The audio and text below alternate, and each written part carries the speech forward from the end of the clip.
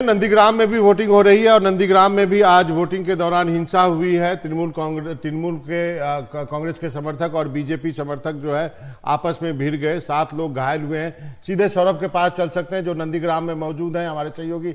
सौरभ, बताइए क्या हो रहा है वहां पे।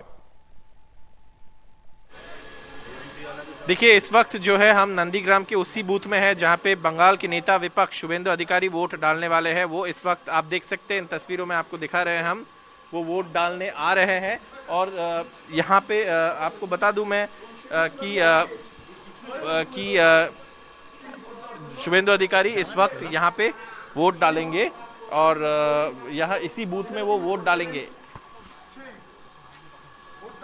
शुभेंदु अधिकारी एक वक्त में ममता बनर्जी के सबसे खास सेनापति हुआ करते थे। अब शुभेंदु अधिकारी ने पाला बदला है चुनाव पहले कुछ, और वो बीजेपी के सबसे बड़े चेहरे के तौर पर राज्य में निकल कर आए हैं।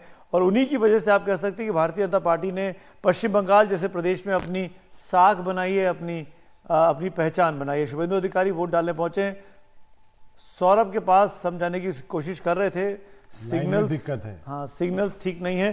तुम लोग ये सीट है जो कि नंदीग्राम जिसमें आता है, जहां पर मुकाबला हो रहा है जज साहब का, विजीत गांगुली साहब, जहां पे बीजेपी के उम्मीदवार हैं। सौरभ, यदि आप हमारी बात सुन रहे हैं तो आप बताइए। देखिए, शुभेंदु अधिकारी पहुंच चुके हैं वोट डालने के लिए और यहाँ पे वो इस वक्त जो पोलिंग स्टेशन है वहां पे वो घुसेंगे और यहाँ पे वोट डाल रहे हैं। या आप कैमरे में इन तस्वीर आपको दिखा रहे हैं हम, वो वोट डालने पहुंचे हैं और यहाँ पे उनका वोट है। नंदीग्राम एक सीट है, आप जानते हैं, यहाँ पे आप देख सकते हैं वोट डाले जा रहे हैं। यहाँ से शुभेंदु अधिकारी वोट डाल रहे हैं, अपना वोट डालने यहाँ पहुंचे हैं।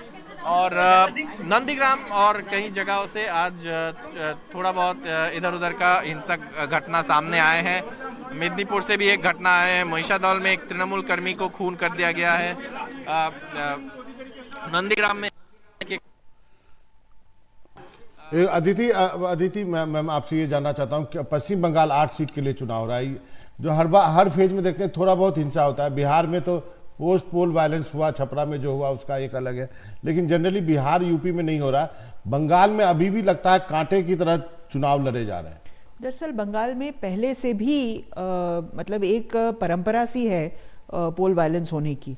पहले सीपीएम और लेफ्ट फ्रंट और तृणमूल के बीच झगड़ा होता था, उसके पहले कांग्रेस और लेफ्ट फ्रंट के बीच झगड़ा होता था।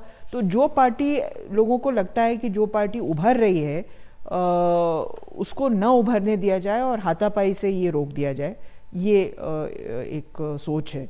उसके अलावा लॉ एंड ऑर्डर की समस्या भी है वहां पर। इसमें एक और चीज ये भी बाबा आपको ध्यान रखनी चाहिए, आज जिन 8 सीटों पर मतदान हो रहा है, बीती बार 5 बीजेपी ने जीती थी, 3 तृणमूल ने जीती थी। और वो जो 3 तृणमूल के 2 सांसद थे, शुभेंदु अधिकारी और उनके भाई, अब बीजेपी में आ गए। तो ये अब मतलब 7 सीटों पर बीजेपी है।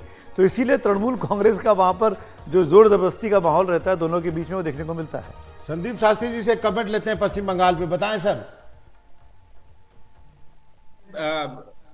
मैं आप जो कह रहे हैं पूरी तरह से मानता हूं कि वेस्ट बंगाल में कि ये वायलेंस की एक एनवायरनमेंट हर चुनाव में रही है।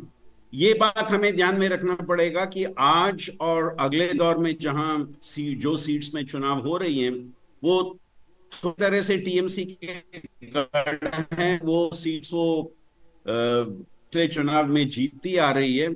तो जिस तरह का कंपटीशन आप वहां देख रहे हैं, वो इस बात का संकेत है कि क्या बदलाव होगा उन सीट्स में।